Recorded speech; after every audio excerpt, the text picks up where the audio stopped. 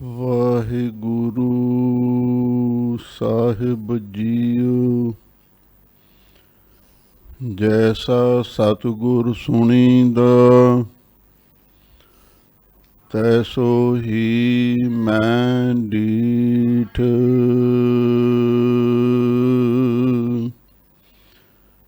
ਵਿਛੜਿਆਂ ਮਿਲੇ ਪ੍ਰਭੂ ਹਰ ਦਰਗਹ ਕਾ ਬਸੀਠ।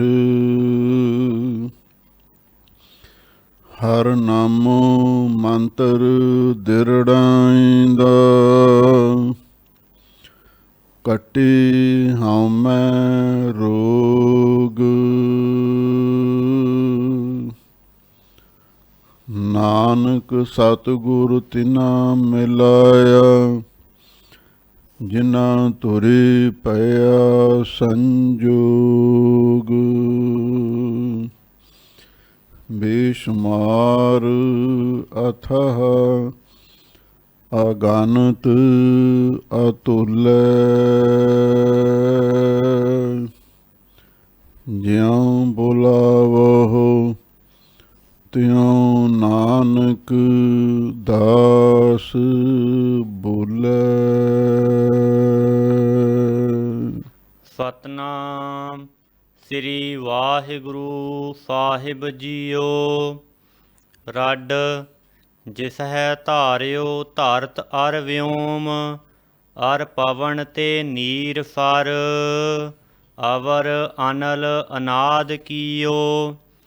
ਸਾਸ ਰਿਖ ਨਿਸ ਸੂਰ ਦਿਨ ਸੈਲ ਤਰੁਆ ਫਲ ਫੁੱਲ ਦਿਓ। ਸੁਰ ਨਰ ਸਪਤ ਸਮੁੰਦਰ ਕੇ ਧਾਰਿਓ ਤ੍ਰਿਭਵਨ ਜਾਸ। ਸੋਈ ਏਕ ਨਾਮ ਹਰ ਨਾਮ ਸਤ ਪਾਇਓ ਗੁਰ ਅਮਰ ਪਰਗਾਸ। ਰੱਡ ਜਿਸ ਹੈ ਧਾਰਿਓ ਧਰਤ ਅਰ ਵਿਓਮ ਅਰ ਪਵਨ ਤੇ ਨੀਰ ਫਰ। ਵਾਹਿਗੁਰੂ ਜੀ ਕਾ ਖਾਲਸਾ ਵਾਹਿਗੁਰੂ ਜੀ ਕੀ ਫਤਿਹ। ਪਰਮ ਸਨਮਾਨਯੋਗ ਗੁਰੂ ਖਾਲਸਾ ਸਤ ਸੰਗਤ ਜੀਓ। ਸਤਿਗੁਰੂ ਨੇ ਅਪਾਰ ਬਖਸ਼ਿਸ਼ ਕੀਤੀ। ਆਪ ਸੰਗਤਾਂ ਪਟਾਂ ਦੀ ਬਾਣੀ ਸੋਈਆਂ ਦੀ ਕਥਾ ਸਰਵਣ ਕਰ ਰਹੇ ਹੋ। ਸੰਪਰਦਾਇ ਭਿੰਡਰਾਂ ਦਮਨੀ ਟਕਸਾਲ ਦੇ ਮਹਾਂਪੁਰਖ ਪਟਾਂ ਦੀ ਗਿਣਤੀ 17 ਮੰਨਦੇ ਹਨ। 17 ਪਟ ਗੁਰੂ ਅਰਜਨ ਦੇਵ ਮਹਾਰਾਜ ਦੇ ਪਾਸ ਆਏ। ਉਹ ਵੈਦਿਕ ਰਿਸ਼ੀ ਸਨ। ਭਿੱਖਾ ਬ੍ਰਹਮਾ ਦਾ ਅਵਤਾਰ ਸੀ। ਹੁਣ ਇੱਥੇ ਸ਼ਬਦ ਆਇਆ ਰੱਡ। ਰੱਡ ਦੇ ਬਾਰੇ ਕੌਮ ਦੀ ਮਹਾਨ ਹਸਤੀ ਪਵਿੱਤਰ ਆਤਮਾ ਸੱਚਖੰਡ ਵਾਸੀ ਪੰਥ ਰਤਨ ਸ਼੍ਰੀਮਾਨ ਸੰਤ ਗਿਆਨੀ ਗੁਰਬਚਨ ਸਿੰਘ ਜੀ ਖਾਲਸਾ ਭਿੰਡਰਾਂ ਵਾਲੇ ਇਹ ਵਿਚਾਰ ਦੱਸਦੇ ਸਨ। ਰੱਡ ਇਹ ਵੀ ਇੱਕ ਭੱਟ ਦਾ ਨਾਮ ਹੈ, ਪਰ ਇਹ ਉਹਨਾਂ 17 ਭੱਟਾਂ ਤੋਂ ਵੱਖਰਾ ਸੀ। ਇਹ ਕੌਣ ਸੀ? ਇਹਦੇ ਬਾਰੇ ਮਹਾਂਪੁਰਖਾਂ ਨੇ ਇਹ ਵਿਚਾਰ ਪ੍ਰਗਟ ਕੀਤੀ। ਇਹ ਬ੍ਰਹਮਾ ਦਾ ਪੁੱਤਰ ਨਾਰਦ ਮੁਨੀ ਗੁਰੂ ਮਹਾਰਾਜ ਦੇ ਕੋਲ ਆਇਆ ਸੀ। ਇਹ ਬਾਣੀ ਰੱਡ ਭਗਤ ਦੀ ਹੈ। ਕੁਛ ਵਿਦਵਾਨਾਂ ਨੇ ਰੱਡ ਛੰਦ ਦਾ ਨਾਮ ਵੀ ਮੰਨਿਆ ਹੈ, ਪਰ ਜਦੋਂ ਆਪਾਂ ਇਹਨਾਂ ਸੋਈਆਂ ਦੇ ਵਿੱਚ ਨਿਗਾਹ ਮਾਰ ਕੇ ਦੇਖਦੇ ਹਾਂ, ਇਹਦੇ ਵਿੱਚ ਭਿੱਖੇ ਕੇ ਸ਼ਬਦ ਆਇਆ ਸੀ। ਭਿੱਖੇ ਕੇ ਕਿਸੇ ਛੰਦ ਦਾ ਨਾਮ ਨਹੀਂ ਹੈ, ਪਟ ਦਾ ਨਾਮ ਹੈ। ਇਸੇ ਤਰ੍ਹਾਂ ਰੱਡ ਵੀ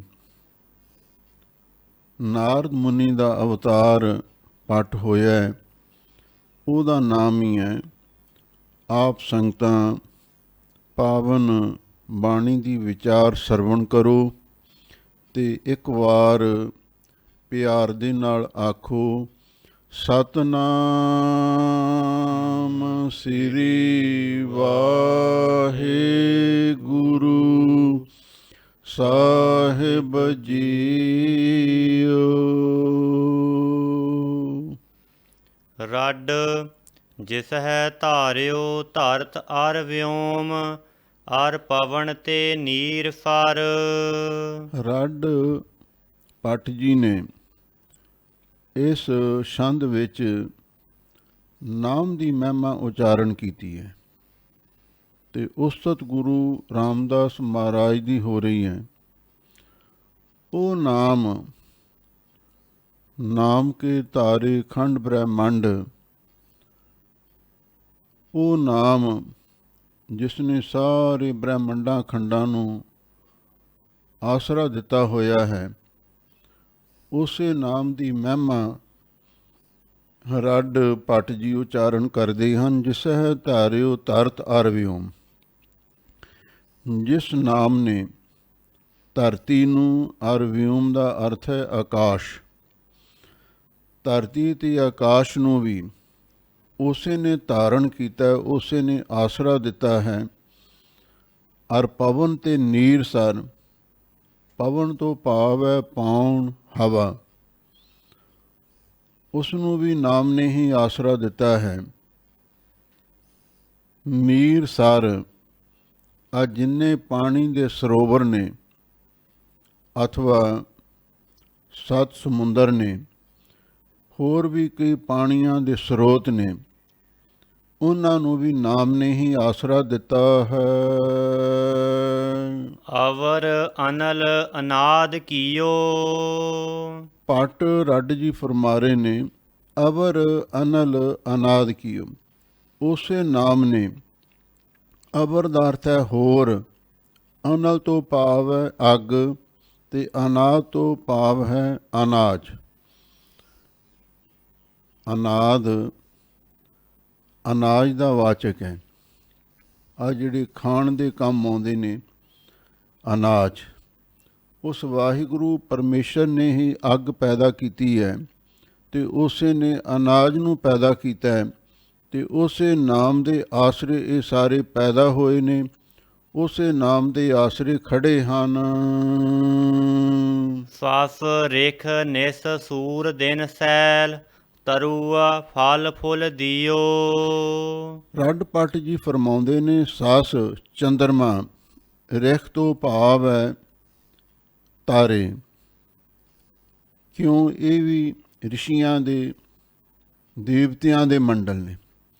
ਸੱਸ ਚੰਦਰਮਾ, ਰਿਖ ਤਾਰੇ, ਨਿਸ ਰਾਤ, ਸੂਰ ਸੂਰਜ ਤੇ ਦਿਨ,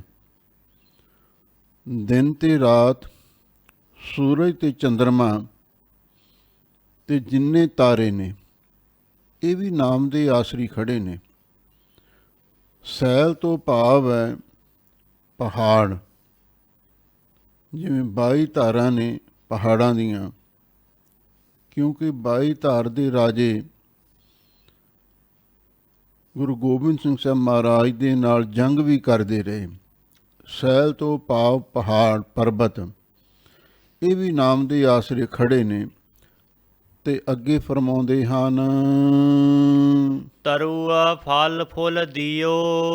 ਤਰੂ ਦਾ ਅਰਥ ਹੈ ਦਰਖਤ।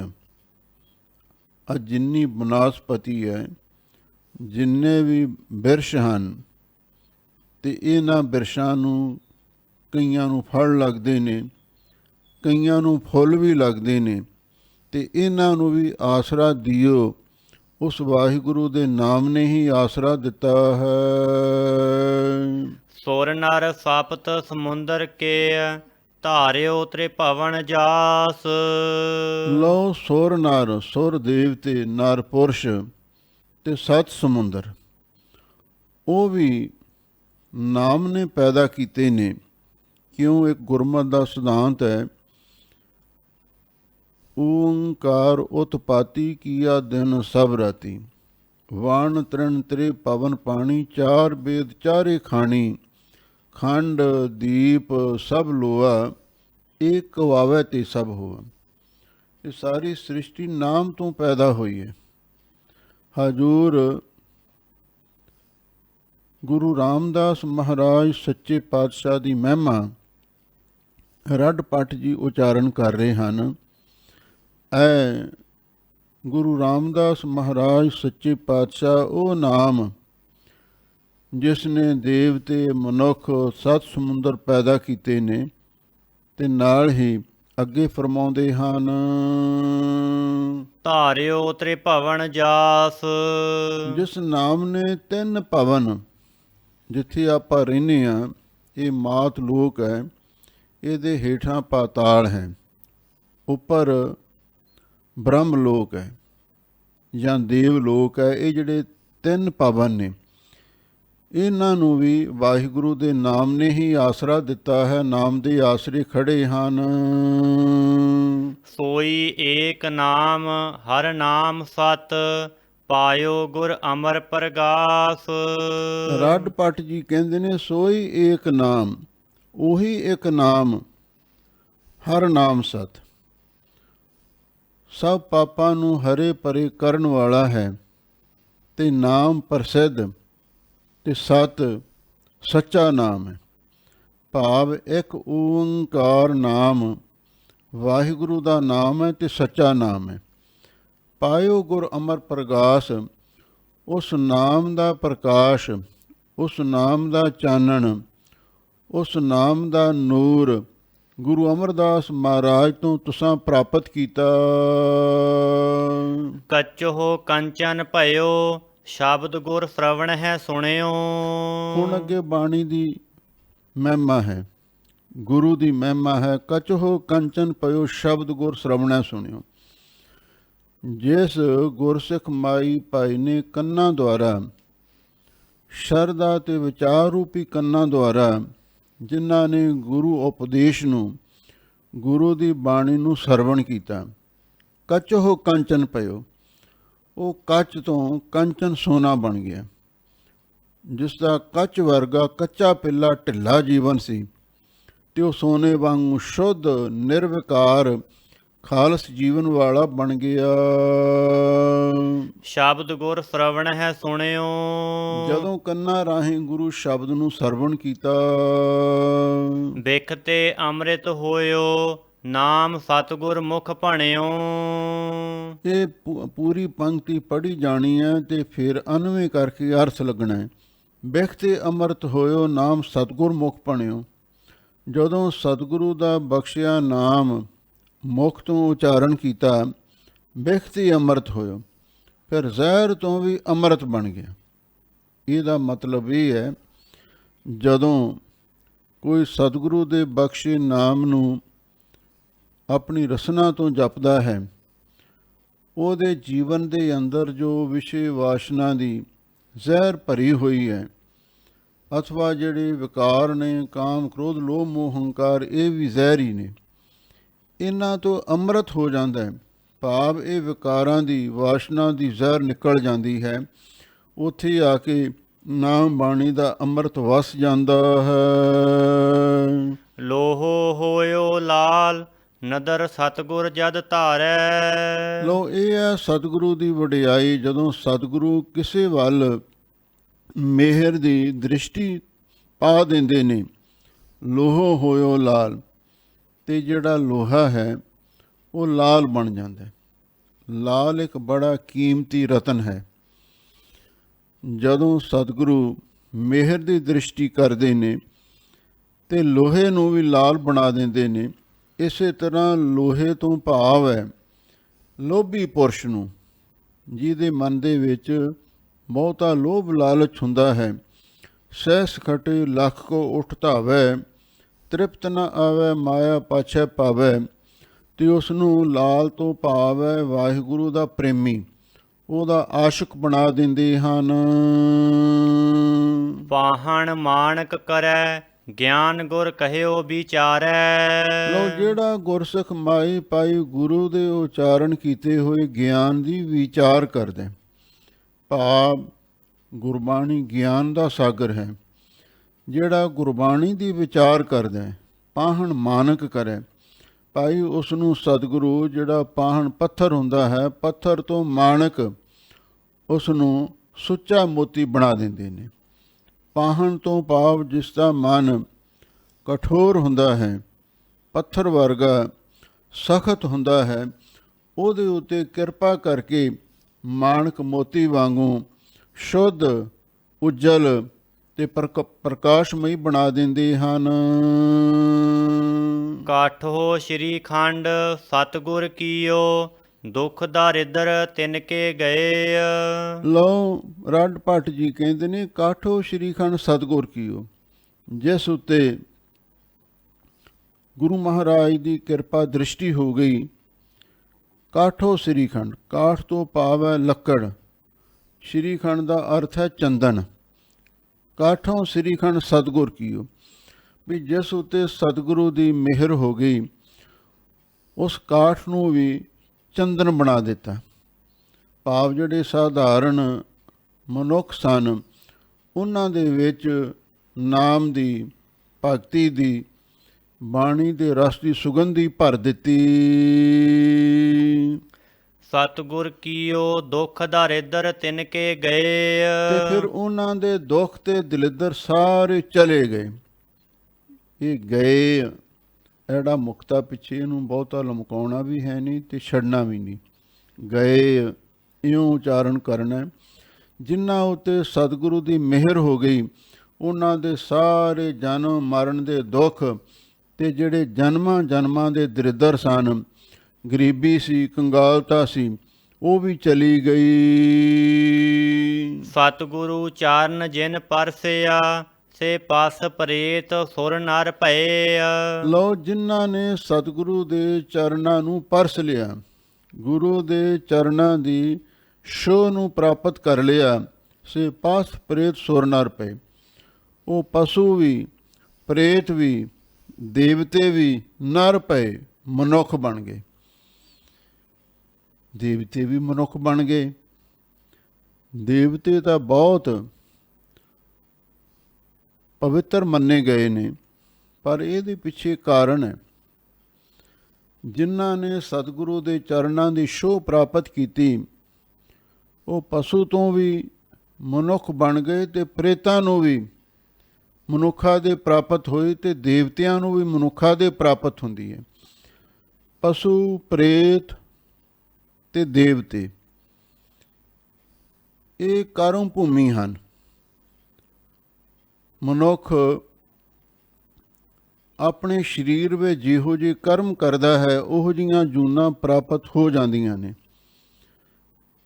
ਜਿਹੜਾ ਆਦਮੀ ਪੁੰਨ ਕਰਮ ਕਰਦਾ, ਉਹ ਦੇਵਤਾ ਬਣ ਜਾਂਦਾ, ਤੇ ਜਿਹੜਾ ਬਹੁਤੇ ਪਾਪ ਕਰਦਾ ਹੈ, ਉਹ ਪ੍ਰੇਤ ਬਣ ਜਾਂਦਾ ਹੈ। ਜਿਹੜਾ ਸਾਮਾਨ ਕਰਮ ਕਰਦਾ ਹੈ ਤੇ ਪਾਪ ਵੀ ਕਰੀ ਜਾਂਦਾ, ਉਹ ਪਸ਼ੂ ਬਣ ਜਾਂਦਾ। ਪਸ ਪ੍ਰੇਤ ਸੁਰ ਨਰ ਪਏ। ਪਸ਼ੂ ਵੀ ਤੇ ਪ੍ਰੇਤ ਵੀ ਤੇ ਸੁਰ ਦੇਵਤੇ ਉਹ ਮਨੁੱਖ ਬਣ ਜਾਂਦੇ ਨੇ। ਫਿਰ ਮਨੁੱਖ ਬਣ ਕੇ ਭਗਤੀ ਕਰਕੇ ਤੇ ਫਿਰ ਉਹ ਮੁਕਤੀ ਦੀ ਦਾਤ ਪ੍ਰਾਪਤ ਕਰ ਲੈਂਦੇ ਨੇ ਤੇ ਪਰਮੇਸ਼ਰ ਦੇ ਨਾਲ ਉਹਨਾਂ ਦਾ ਮਿਲਾਪ ਹੁੰਦਾ। ਕਿਉਂ? ਮਨੁੱਖਾ ਜਨਮ ਦੇ ਵਿੱਚ ਹੀ ਭਗਤੀ ਹੋ ਸਕਦੀ ਹੈ, ਹੋਰ ਕਿਸੇ ਜੂਨ ਦੇ ਵਿੱਚ ਨਹੀਂ। ਪ੍ਰੇਤ ਵੀ ਜੂਨੀ ਹੈ, ਪਸ਼ੂ ਵੀ ਜੂਨੀ ਹੈ ਤੇ ਦੇਵ ਵੀ ਇੱਕ ਜੂਨੀ ਹੈ। ਉਹਦੇ ਵਿੱਚ ਆਦਮੀ ਕਰਮਾਂ ਦਾ ਫਲ ਭੋਗਣ ਵਾਸਤੇ ਜਾਂਦਾ ਹੈ, ਪਰ ਉੱਥੇ ਕੋਈ ਤਰੱਕੀ ਨਹੀਂ ਹੋ ਸਕਦੀ, ਉੱਥੇ ਮੁਕਤੀ ਨਹੀਂ ਮਿਲ ਸਕਦੀ, ਉੱਥੇ ਪਰਮੇਸ਼ਰ ਦੀ ਪ੍ਰਾਪਤੀ ਨਹੀਂ ਹੋ ਸਕਦੀ। ਦੂਜਾ ਇਹਦਾ ਭਾਵ ਇਉਂ ਵੀ ਹੈ, ਸਤਿਗੁਰ ਚਰਨ ਜਨ ਪਰਸਿਆ, ਸੇ ਪਸ ਪ੍ਰੇਤ ਸੁਰ ਨਰ ਪਏ। ਬਈ ਜਿਨ੍ਹਾਂ ਨੇ ਸਤਿਗੁਰੂ ਦੇ ਚਰਨਾਂ ਨੂੰ ਛੋਹਿਆ ਹੈ, ਫਿਰ ਉਹਨਾਂ 'ਤੇ ਪਾਰਸ ਕਲਾ ਵਰਤੀ। ਸੇ ਪਾਸ ਪ੍ਰੇਤ ਸੁਰ ਨਰ ਪਏ। ਜਿਹੜੇ ਪਸ਼ੂ ਸਨ ਉਹ ਨਰ ਵਧੀਆ ਇਨਸਾਨ ਬਣ ਗਏ, ਜਿਹੜੇ ਪ੍ਰੇਤ ਸੀ ਉਹ ਦੇਵਤੇ ਬਣ ਗਏ। ਜਿਹੜੇ ਪਸ਼ੂ ਵਾਂਗੂ ਅਚੇਤ ਬਿਰਤੀ ਦੇ ਮਾਲਕ ਸਨ ਉਹ ਨਰ ਨੇਕ ਇਨਸਾਨ ਗੁਰਮੁਖ ਬਣ ਗਏ, ਅਤੇ ਜਿਹੜੇ ਪ੍ਰੇਤਾਂ ਵਾਂਗੂ ਅਵਗਤ ਸਨ, ਭਟਕਦੇ ਸਨ, ਅਤੇ ਉਹ ਦੇਵਤੇ ਬਣ ਗਏ, ਉਹਨਾਂ ਨੂੰ ਦੈਵੀ ਗੁਣ ਪ੍ਰਾਪਤ ਹੋ ਗਏ। ਜਾਮ ਗੁਰੂ ਹੋਏ ਵੱਲ ਧਨਹਿ ਕਿਆ ਗਾਰਵ ਦਿਜੈ। ਗੁਰੂ ਮਹਾਰਾਜ ਦੀ ਬਖਸ਼ਿਸ਼ ਹੁੰਦੀ ਹੈ। ਜਿਨ੍ਹਾਂ ਦੇ ਪੱਖ 'ਤੇ ਗੁਰੂ ਮਹਾਰਾਜ ਸੱਚੇ ਪਾਤਸ਼ਾਹ ਖਲੋ ਜਾਂਦੇ ਨੇ, ਸਿਰ ਉੱਪਰ ਠੰਡਾ ਗੁਰਸੂਰਾ, ਨਾਨਕ ਤਾਂ ਕੇ ਕਾਰਜ ਪੂਰਾ, ਫਿਰ ਉਹਨਾਂ ਨੂੰ ਕਿਹੜੀਆਂ ਕਿਹੜੀਆਂ ਦਾਤਾਂ ਪ੍ਰਾਪਤ ਹੁੰਦੀਆਂ। ਜਾਮ ਗੁਰੂ ਹੈ ਵੱਲ, ਜਿਸ ਦੇ ਵੱਲ, ਜਿਸ ਦੀ ਤਰਫ ਗੁਰੂ ਮਹਾਰਾਜ ਹੋ ਜਾਂਦੇ ਨੇ, ਭਾਵ ਜੀ ਦੇ ਪੱਖ 'ਤੇ ਗੁਰੂ ਮਹਾਰਾਜ ਸੱਚੇ ਪਾਤਸ਼ਾਹ ਖਲੋ ਜਾਂਦੇ ਨੇ। ਤਨਹਿ ਕਿਆ ਗਾਰਵ ਦਿਜੇ। ਫਿਰ ਇਹ ਤਨ ਕੀ ਉਹਨਾਂ ਦੇ ਮਨ ਵਿੱਚ ਹੰਕਾਰ ਪੈਦਾ ਕਰ ਸਕਦਾ ਹੈ? ਬਿਲਕੁਲ ਨਹੀਂ ਪੈਦਾ ਕਰ ਸਕਦਾ। ਜਦੋਂ ਸਤਿਗੁਰੂ ਦੀ ਕਿਰਪਾ ਹੋ ਜਾਵੇ ਫਿਰ ਧਨ ਪ੍ਰਾਪਤ ਕਰਕੇ ਵੀ ਮਨੁੱਖ ਹੰਕਾਰੀ ਨਹੀਂ ਹੁੰਦਾ। ਉਹਦੇ ਮਨ ਦੇ ਅੰਦਰ ਸੇਵਾ ਭਾਵਨਾ, ਹਲੀਮੀ, ਨਿਮਰਤਾ ਬਣੀ ਰਹਿੰਦੀ ਹੈ। ਨਹੀਂ ਧਨ ਦਾ ਸੁਭਾਵ ਹੈ, ਜਦੋਂ ਧਨ ਆਉਂਦਾ ਮਨੁੱਖ ਦੇ ਮਨ ਵਿੱਚ ਹੰਕਾਰ ਹੋ ਜਾਂਦਾ। ਕੌਣ ਵੱਡਾ? ਮਾਇਆ ਵਡਿਆਈ। ਦੁਨੀਆ ਵਿੱਚ ਕੌਣ ਵੱਡਾ? ਮਾਇਆ ਦੀ ਵਡਿਆਈ ਸਭ ਤੋਂ ਵੱਡੀ ਗਿਣੀ ਜਾਂਦੀ ਹੈ ਨਾ। ਸੋ ਵੱਡਾ ਜਿਨ ਰਾਮ ਲਿਵ ਲਾਈ। ਦਰਗਾਹ ਵਿੱਚ ਉਹ ਵੱਡਾ ਗਿਣਿਆ ਜਾਂਦਾ ਹੈ ਜਿਹਨੇ ਵਾਹਿਗੁਰੂ ਦੇ ਵਿੱਚ ਚਿੱਤ ਬਿਰਤੀ ਨੂੰ ਜੋੜਿਆ ਹੋਵੇ। ਇੱਥੇ ਮਾਇਆਧਾਰੀ ਨੂੰ ਅੱਗੇ ਜਿਹੜੇ ਪਰਮੇਸ਼ਰ ਦੇ ਭਗਤ ਨੇ, ਨਾਮ ਜਪਣ ਵਾਲੇ, ਉਹਨਾਂ ਨੂੰ ਵੱਡੇ ਸਮਝਿਆ ਜਾਂਦਾ ਹੈ। ਸੋ ਇੱਥੇ ਭੱਟ ਗੁਰੂ ਮਹਾਰਾਜ ਦੀ ਉਸਤਤ ਉਚਾਰਨ ਕਰਦੇ ਨੇ। ਸੱਚੇ ਪਾਤਸ਼ਾਹ ਜਿਨ੍ਹਾਂ ਦੇ ਪੱਖ 'ਤੇ ਆਪ ਖਲੋ ਜਾਂਦੇ ਹੋ, ਧਨ ਕੀ ਉਹਨਾਂ ਨੂੰ ਹੰਕਾਰ ਪੈਦਾ ਕਰ ਸਕਦਾ ਹੈ? ਉਹਨਾਂ ਦੇ ਮਨ ਦੇ ਵਿੱਚ ਕਦੀ ਹੰਕਾਰ ਨਹੀਂ ਪੈਦਾ ਕਰ ਸਕਦਾ। ਜਾਮ ਗੁਰੂ ਹੋਏ ਵੱਲ ਲਖ ਬਾਹੇ ਕਿਆ ਕੀਜੈ। ਲਓ, ਜਿਸ ਦੇ ਵੱਲ ਆਪ ਸਤਿਗੁਰੂ ਮਹਾਰਾਜ ਸੱਚੇ ਪਾਤਸ਼ਾਹ ਖੜ ਜਾਂਦੇ ਨੇ, ਭਾਵ ਜਿਸ ਦੇ ਪੱਖ 'ਤੇ ਗੁਰੂ ਮਹਾਰਾਜ ਸੱਚੇ ਪਾਤਸ਼ਾਹ ਖਲੋ ਜਾਂਦੇ ਨੇ, ਲਖ ਬਾਹੇ ਕਿਆ ਕੀਜੇ। ਲੱਖਾਂ ਫੌਜਾਂ, ਬਾਹੇ ਦਾ ਅਰਥ ਹੈ ਫੌਜਾਂ, ਲੱਖਾਂ ਫੌਜਾਂ ਲਾਓ ਲਸ਼ਕਰ, ਕਿਆ ਕੀਜੇ, ਉਹਦਾ ਕੀ ਵਿਗਾੜ ਸਕਦੇ ਨੇ? ਕੁਝ ਵੀ ਨਹੀਂ ਵਿਗਾੜ ਸਕਦੇ। ਜਿਸ ਦਾ ਸਾਹਿਬ ਡਾਢਾ ਹੋਏ ਤਿਸ ਨੂੰ ਮਾਰ ਨਾ ਸਕੇ ਕੋਈ। ਜਦੋਂ ਗੁਰੂ ਮਹਾਰਾਜ ਸੱਚੇ ਪਾਤਸ਼ਾਹ ਗੁਰਸਿੱਖ ਦੀ ਸਹਾਇਤਾ ਕਰਨ ਲਈ ਉਹਦੇ ਸਿਰ 'ਤੇ ਖਲੋ ਜਾਂਦੇ ਨੇ, ਅਤੇ ਫਿਰ ਕੋਈ ਦੁਸ਼ਮਣ ਉਹਦਾ ਨੁਕਸਾਨ ਨਹੀਂ ਕਰ ਸਕਦਾ। ਜਾਮ ਗੁਰੂ ਹੋਏ ਵੱਲ ਗਿਆਨ ਅਰ ਧਿਆਨ ਅਨਨ ਪਰ। ਜਾਮ ਗੁਰੂ ਹੈ ਵੱਲ, ਜਿਸ ਦੇ ਵੱਲ ਗੁਰੂ ਮਹਾਰਾਜ ਹੋ ਜਾਂਦੇ ਨੇ, ਜਿਸ ਦੇ ਸਿਰ ਉੱਤੇ ਗੁਰੂ ਮਹਾਰਾਜ ਸੱਚੇ ਪਾਤਸ਼ਾਹ ਖਲੋ ਜਾਂਦੇ ਨੇ, ਗਿਆਨ ਅਰ ਧਿਆਨ ਅਨਨ ਪਰ। ਅਨਨ ਦਾ ਅਰਥ ਹੈ ਮੁਖ। ਆ ਜਿੰਨਾ ਗਿਆਨ ਧਿਆਨ ਹੈ ਉਹਦੇ ਮੁਖ ਦੇ ਉੱਪਰ ਆ ਕੇ ਟਿਕ ਜਾਂਦਾ। ਇਹਦਾ ਮਤਲਬ ਇਹ ਹੈ, ਜਦੋਂ ਗੁਰੂ ਮਹਾਰਾਜ ਸੱਚੇ ਪਾਤਸ਼ਾਹ ਦੀ ਮਿਹਰ ਹੁੰਦੀ ਹੈ, ਚਾਹੇ ਉਹ ਸਾਧਾਰਨ ਵੀ ਇਨਸਾਨ ਕਿਉਂ ਨਾ ਹੋਵੇ, ਅਨਪੜ੍ਹ, ਜਾਹਲ, ਉਜੱਡ ਕਿਉਂ ਨਾ ਹੋਵੇ, ਉਹ ਵੀ ਗਿਆਨ ਧਿਆਨ ਮੁਖ ਤੋਂ ਉਚਾਰਨ ਕਰਨ ਲੱਗ ਪੈਂਦਾ। ਇਹ ਗੁਰੂ ਦੀ ਕਲਾ ਹੈ। 8ਵੇਂ ਪਾਤਸ਼ਾਹ ਸ੍ਰੀ ਹਰਿਕ੍ਰਿਸ਼ਨ ਤੇ ਆਈ ਹੈ, ਜਿਸ ਡਿੱਠੇ ਸਭ ਦੁੱਖ ਜਾਏ। ਜਦੋਂ ਦਿੱਲੀ ਨੂੰ ਜਾ ਰਹੇ ਸਨ, ਅੰਬਾਲੇ ਦੇ ਨੇੜੇ ਇੱਕ ਪੰਜੋਖਰਾ ਪਿੰਡ ਹੈ, ਉੱਥੇ ਗੁਰੂ ਮਹਾਰਾਜ ਠਹਿਰੇ। ਨਾਲ ਸੰਗਤਾਂ ਨੇ, ਬੇਅੰਤ ਗੁਰਸਿੱਖ ਨੇ। ਇੱਕ ਪੰਡਤ ਆਇਆ ਹੈ, ਉਸਨੇ ਸਾਰਾ ਜਾਹੋ ਜਲਾਲ ਦੇਖ ਕੇ ਇੱਕ ਸਿੱਖ ਨੂੰ ਪੁੱਛਿਆ ਵੀ ਇੱਥੇ ਕੌਣ ਉਤਰਿਆ ਹੋਇਆ? ਉਹ ਗੁਰਸਿੱਖ ਕਹਿਣ ਲੱਗਾ, ਗੁਰੂ ਹਰਿਕ੍ਰਿਸ਼ਨ ਸਾਹਿਬ ਜੀ ਮਹਾਰਾਜ। ਜੋ ਗੁਰੂ ਨਾਨਕ ਸਾਹਿਬ ਦੀ ਗੱਦੀ ਦੇ 8ਵੇਂ ਵਾਰਸ ਨੇ, ਉਹ ਇੱਥੇ ਉਤਰੇ ਹੋਏ ਨੇ। ਕਹਿੰਦਾ ਹੈ ਗੁਰੂ ਸ੍ਰੀ ਹਰ ਕ੍ਰਿਸ਼ਨ ਸਾਹਿਬ ਜੀ ਮਹਾਰਾਜ? ਉਹ ਕਹਿੰਦਾ ਹਾਂ। ਉਮਰ ਕਿੰਨੀ ਕੁ ਹੈ? ਗੁਰਸਿੱਖ ਕਹਿਣ ਲੱਗਾ 7 ਸਾਲ ਤੋਂ ਕੁਛ ਮਹੀਨੇ ਉੱਪਰ ਹੋ ਸਕਦੀ ਹੈ। ਹੈਰਾਨ ਹੋ ਕੇ ਕਹਿਣ ਲੱਗਾ ਇੰਨੀ ਛੋਟੀ ਉਮਰ ਦੇ ਵਿੱਚ ਗੁਰੂ ਕਿਵੇਂ ਬਣ ਸਕਦੇ ਨੇ? ਗੁਰੂ ਸ੍ਰੀ ਹਰਕ੍ਰਿਸ਼ਨ ਸਾਹਿਬ ਜੀ ਮਹਾਰਾਜ ਕਿਵੇਂ ਬਣ ਸਕਦੇ ਨੇ? ਅੱਗੋਂ ਗੁਰਸਿੱਖ ਕਹਿਣ ਲੱਗਾ ਇਹਦੇ ਬਾਰੇ ਮੈਂ ਤੇ ਕੁਝ ਨਹੀਂ ਦੱਸ ਸਕਦਾ, ਤੇ ਤੂੰ ਗੁਰੂ ਮਹਾਰਾਜ ਕੋਲ ਜਾ, ਤੇਰੇ ਮਨ ਦੇ ਸਾਰੇ ਸ਼ੰਕੇ ਨਿਵਰਤ ਹੋ ਜਾਣਗੇ। ਉਸ ਪੰਡਤ ਨੂੰ ਆਪਣੀ ਵਿਦਿਆ ਦਾ ਹੰਕਾਰ ਸੀ। ਉਹ ਕਹਿਣ ਲੱਗਾ 7 ਸਾਲ ਦੇ ਬੱਚੇ ਨੂੰ ਭਲਾ ਕਿੰਨਾ ਕੁ ਗਿਆਨ ਹੋ ਸਕਦਾ ਹੈ? ਮੈਂ ਜਾ ਕੇ ਉਹਨਾਂ ਨਾਲ ਚਰਚਾ ਕਰਾਂਗਾ ਤੇ ਮੈਂ ਉਹਨਾਂ ਨੂੰ ਹਰਾ ਦੇਵਾਂਗਾ।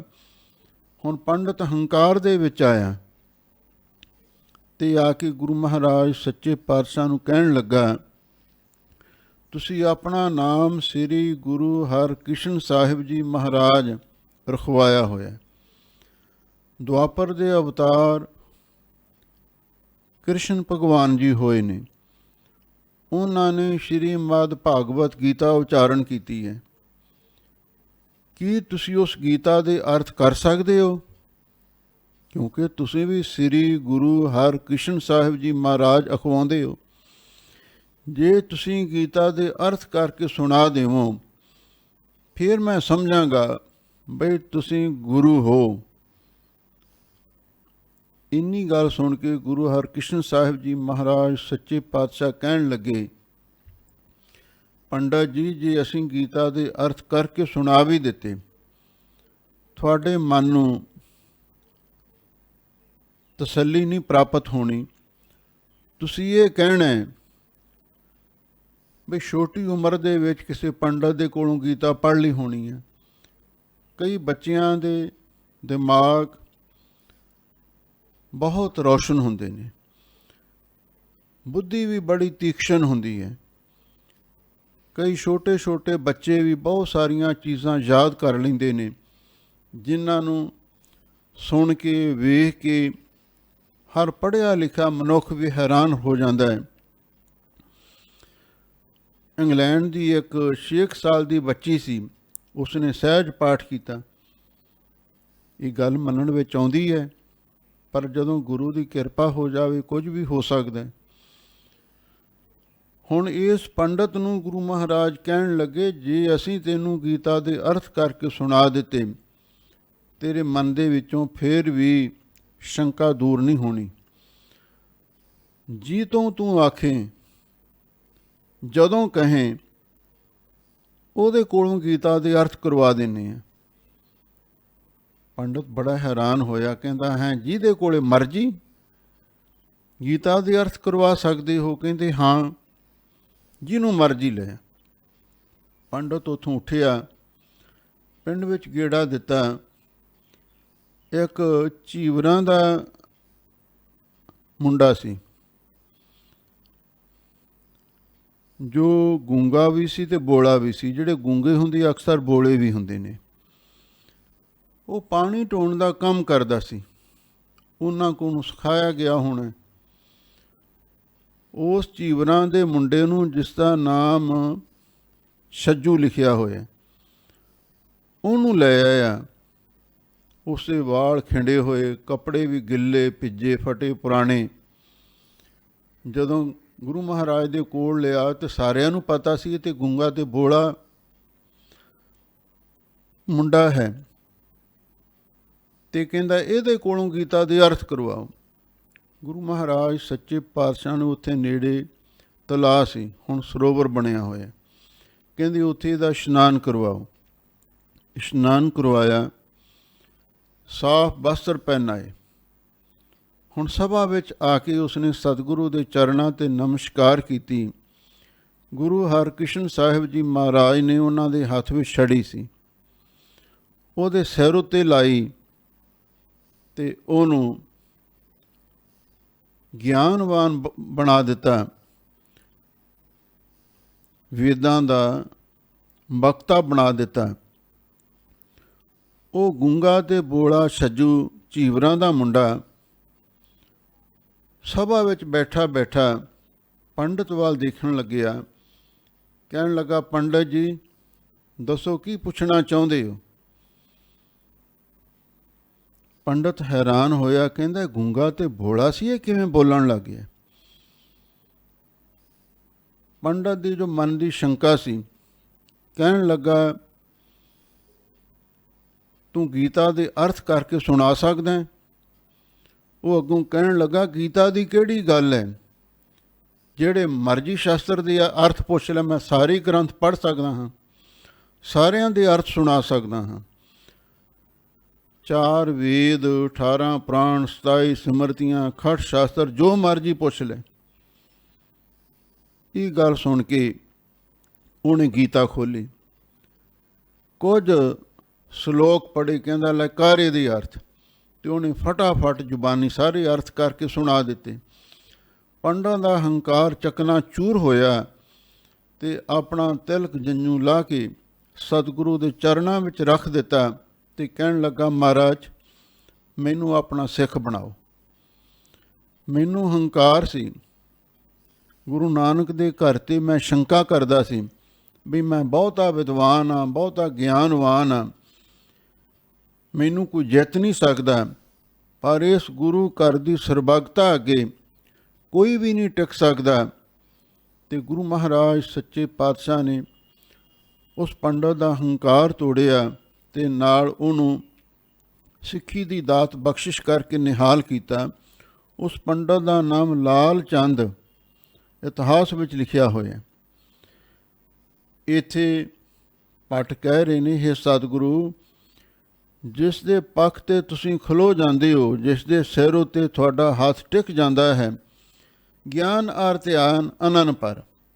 ਫਿਰ ਜਿੰਨਾ ਗਿਆਨ ਧਿਆਨ ਹੈ ਸਾਰਾ ਉਸੇ ਮੁਖ ਦੇ ਉੱਤੇ ਆ ਕੇ ਟਿਕ ਜਾਂਦਾ ਹੈ। ਉਹ ਫਿਰ ਜ਼ੁਬਾਨੀ ਗਿਆਨ ਧਿਆਨ ਸਾਰਾ ਲੋਕਾਂ ਨੂੰ ਉਚਾਰਨ ਕਰਕੇ ਸੁਣਾ ਸਕਦਾ ਹੈ। ਕੁਛ ਵਿਦਵਾਨਾਂ ਨੇ ਇਹਦਾ ਅਰਥ ਅਨਨ ਪਰ ਇਸ ਢੰਗ ਦੇ ਨਾਲ ਵੀ ਕੀਤਾ ਹੈ, ਗਿਆਨ ਆਰ ਧਿਆਨ ਅਨਨ ਪਰ। ਉਹਦਾ ਇੱਕੋ ਹੀ ਗੁਰੂ ਤੇ ਗਿਆਨ ਤੇ ਧਿਆਨ ਦੇ ਉੱਤੇ ਨਿਸ਼ਚਾ ਟਿਕ ਜਾਂਦਾ ਹੈ।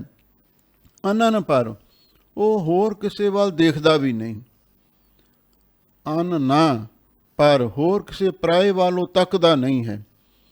ਉਹਦਾ ਹੋਰ ਪਾਸੇ ਧਿਆਨ ਨਹੀਂ ਜਾਂਦਾ, ਸਿਰਫ ਗੁਰੂ ਦੇ ਗਿਆਨ ਤੇ ਧਿਆਨ ਤੇ ਹੀ ਅਡੋਲ ਨਿਸ਼ਚਾ ਰੱਖਦਾ ਹੈ। ਜਾਮ ਗੁਰੂ ਹੋਏ ਵੱਲ ਸ਼ਬਦ ਸਾਖੀ ਸੋ ਸੱਚ ਹੈ ਘਰ। ਲੋ ਜਿਸ ਦੇ ਵੱਲ, ਜਿਸ ਦੇ ਪੱਖ ਤੇ ਗੁਰੂ ਮਹਾਰਾਜ ਸੱਚੇ ਪਾਤਸ਼ਾਹ ਖਲੋ ਜਾਂਦੇ ਨੇ, ਫਿਰ ਉਹ ਸ਼ਬਦ ਸਾਖੀ, ਉਹ ਗੁਰੂ ਸ਼ਬਦ ਨੂੰ ਕਮਾਉਂਦਾ ਹੈ ਤੇ ਸਾਖੀ ਗੁਰੂ ਦੀ ਸਿੱਖਿਆ ਨੂੰ ਧਾਰਨ ਕਰਦਾ ਹੈ।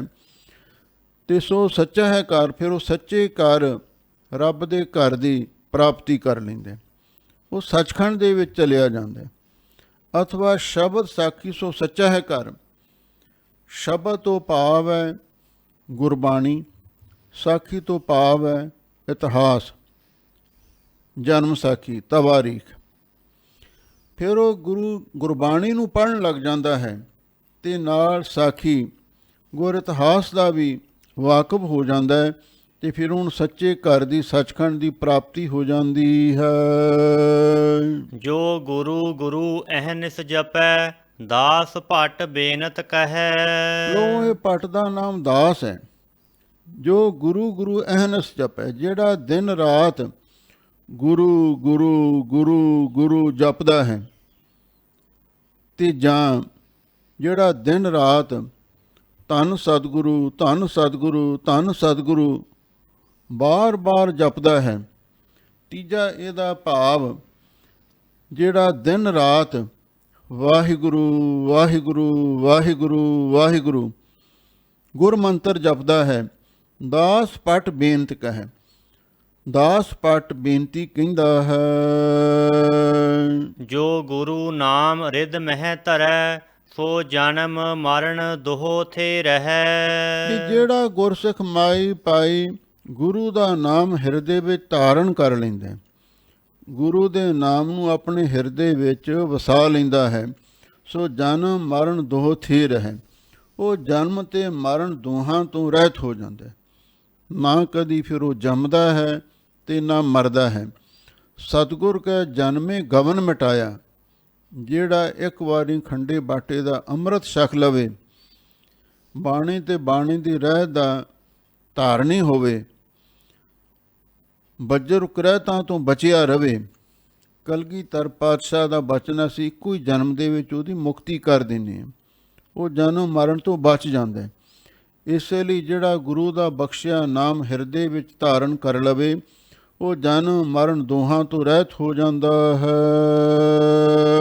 ਗੁਰ ਬਿਨ ਘੋਰ ਅੰਧਾਰ, ਗੁਰੂ ਬਿਨ ਸਮਝ ਨਾ ਆਵੈ। ਆ ਜਿਹੜਾ ਅੱਗੇ ਸਵਈਆ ਆ ਰਿਹਾ ਹੈ ਨਾ, ਕਈ ਦੇਹਤਾਰੀ ਪਖੰਡੀ ਲੋਕ ਇਹ ਦੋਹਰਾ ਪੜ੍ਹ ਕੇ ਭੋਲੇ ਭਾਲੇ ਲੋਕਾਂ ਨੂੰ ਗੁੰਮਰਾਹ ਵੀ ਕਰਦੇ ਨੇ। ਦੇਖੋ ਗੁਰੂ ਗ੍ਰੰਥ ਸਾਹਿਬ ਦੇ ਵਿੱਚ ਲਿਖਿਆ ਹੋਇਆ, ਗੁਰ ਬਿਨ ਘੋਰ ਅੰਧਾਰ, ਗੁਰੂ ਬਿਨ ਸਮਝ ਨਾ ਆਵੇ। ਬਈ ਤੁਸੀਂ ਵੀ ਗੁਰੂ ਵਾਲੇ ਬਣੋ, ਭਾਵ ਸਾਨੂੰ ਗੁਰੂ ਧਾਰਨ ਕਰੋ, ਸਾਨੂੰ ਗੁਰੂ ਮੰਨੋ, ਸਾਨੂੰ ਭੇਟਾ ਪੂਜਾ ਦਿਓ, ਆਪਣੇ ਵੱਲ ਨੂੰ ਖਿੱਚਦੇ ਨੇ। ਪਰ ਇਹ ਕਿਹੜੇ ਗੁਰੂ ਦੀ ਗੱਲ ਹੋ ਰਹੀ ਹੈ, ਕਿਹੜੇ ਸਮੇਂ ਹੋ ਰਹੀ ਹੈ, ਇਹਦੀ ਕੋਈ ਵਿਚਾਰ ਨਹੀਂ ਕਰਦੇ। ਬਸ ਉਹਨਾਂ ਨੇ ਭੋਲੇ ਭਾਲੇ ਲੋਕਾਂ ਨੂੰ ਆਪਣੇ ਵੱਲ ਖਿੱਚਣਾ ਹੈ, ਆਪਣੇ ਜਾਲ ਵਿੱਚ ਫਸਾਉਣਾ। ਲੋ ਭੱਟ ਗੁਰੂ ਦੀ ਕਿੰਨੀ ਲੋੜ ਹੈ ਸਾਨੂੰ। ਗੁਰ ਬਿਨ ਘੋਰ ਅੰਧਾਰ, ਗੁਰੂ ਤੋਂ ਬਿਨਾਂ ਘੋਰ ਭਿਆਨਕ ਹਨੇਰਾ ਅਗਿਆਨ ਦਾ, ਜਹਾਲਤ ਦਾ, ਮੋਹ ਮਾਇਆ ਦਾ ਸਾਡੇ ਉੱਤੇ ਹਾਵੀ ਰਹਿੰਦਾ ਹੈ। ਗੁਰ ਬਿਨ ਸਮਝ ਨਾ ਆਵੇ, ਗੁਰੂ ਤੋਂ ਬਿਨਾਂ ਕਿਸੇ ਗੱਲ ਦੀ ਸਮਝ ਵੀ ਨਹੀਂ ਆਉਂਦੀ। ਹੁਣ ਆ ਗੁਰਬਾਣੀ ਦੇ ਅਰਥ ਹੀ ਨੇ, ਇੰਨੇ ਡੂੰਘੇ ਅਰਥ ਨੇ। गुरु नानक की बात में बात बात में बात, ज्यों केले के पात में पात पात में पात। ਇੰਨਾ ਡੂੰਘਾ ਸਿਧਾਂਤ ਹੈ, ਇਹ ਸਮਝ ਵਿੱਚ ਹੀ ਨਹੀਂ ਆਉਂਦਾ। ਹੁਣ ਜਦੋਂ ਵੱਡੇ ਮਹਾਂਪੁਰਖ ਕਥਾ ਕਰਦੇ ਸਨ, ਜਾਂ ਹੁਣ ਵੀ ਉਹਨਾਂ ਦੀ ਕਥਾ ਰਿਕਾਰਡਿੰਗ ਹੋਈ ਸੁਣਦੇ ਨੇ, ਬਹੁਤੇ ਨਵੇਂ ਸਰੋਤੇ ਵਿਦਿਆਰਥੀ ਕਹਿੰਦੇ ਸਾਨੂੰ ਉਹਨਾਂ ਦੀ ਸਮਝ ਨਹੀਂ ਆਉਂਦੀ।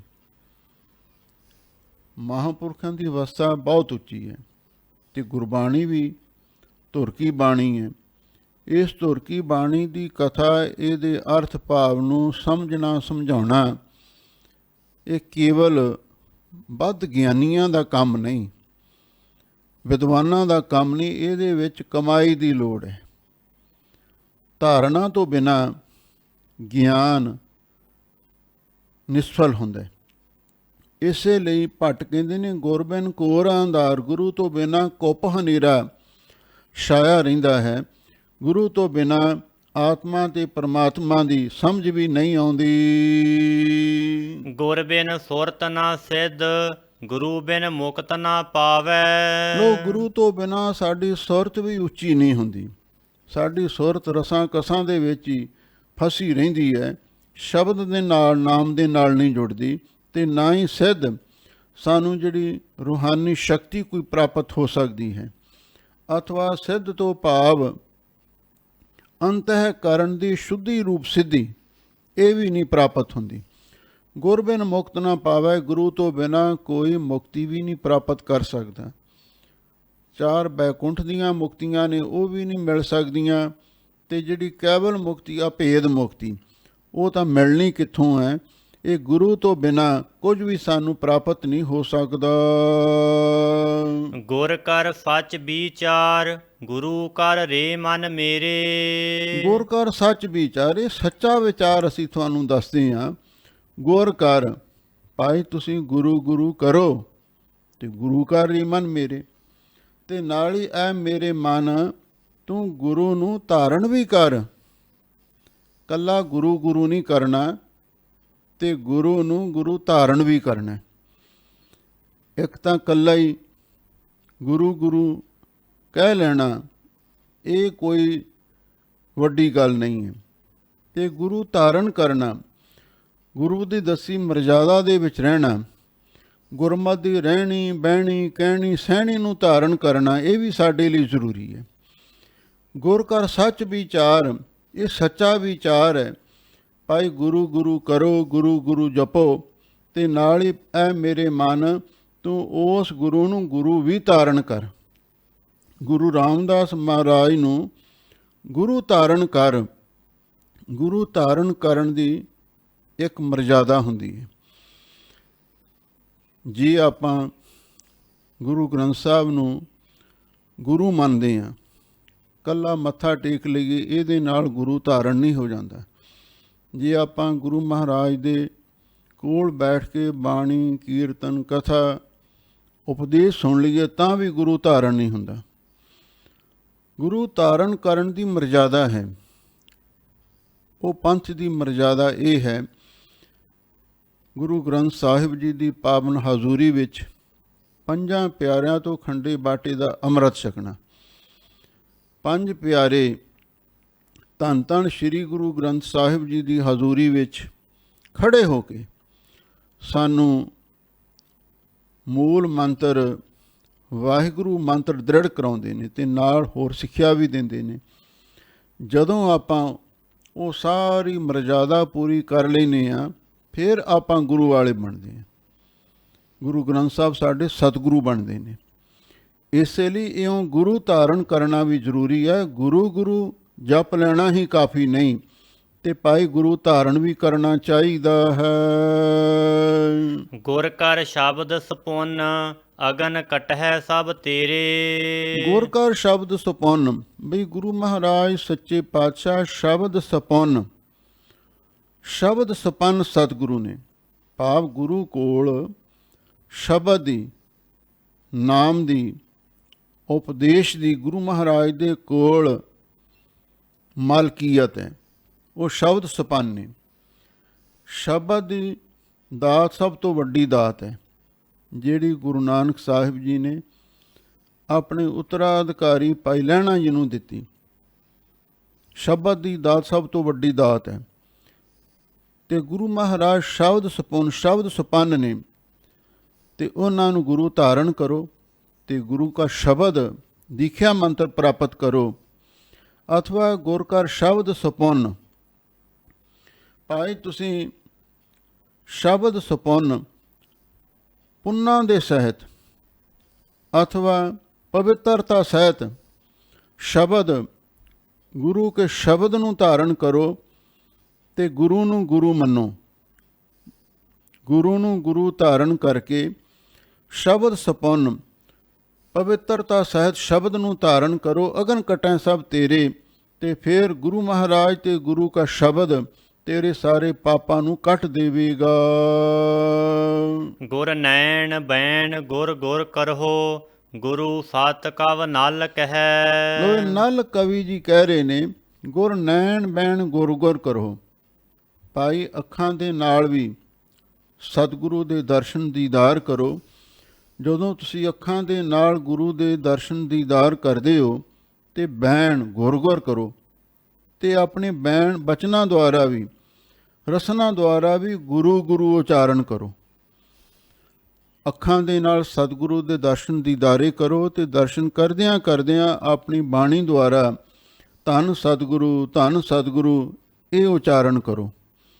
ਅਤੇ ਗੁਰੂ ਸਤ ਕਵ ਨਲ ਕਹਿ, ਕਵੀ ਨਲ ਜੀ ਕਹਿੰਦੇ ਨੇ, ਭਾਈ ਗੁਰੂ ਸਤ ਸੱਚ ਸਰੂਪ ਵਾਹਿਗੁਰੂ ਪਰਮੇਸ਼ਰ ਦਾ ਸਰੂਪ ਹਨ। ਇਸ ਲਈ ਤੁਹਾਨੂੰ ਹਰ ਵੇਲੇ ਗੁਰੂ ਦਾ ਨਾਮ ਜਪਣਾ ਚਾਹੀਦਾ ਹੈ।